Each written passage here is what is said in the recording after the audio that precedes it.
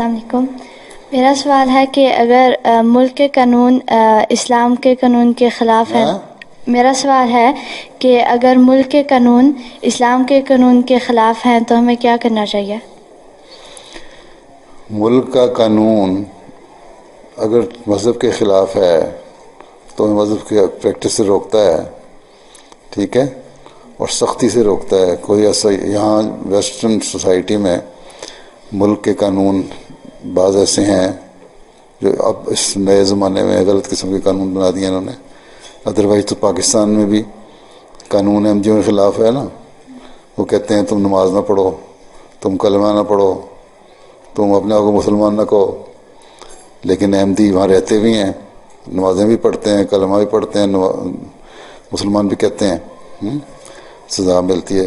جو قانون تمہارے ملک تمہارے مذہب سے زبردستی روکتا ہے اس کو تم نے اس کا ریئیکشن نہیں دکھانا ہے، ایسا شدید جواب نہیں دینا کہ تم لوگوں کو مار دھاڑ شروع کر دو، لیکن اپنے کام کیے جاؤ جو مذہب تمہیں کہتا ہے.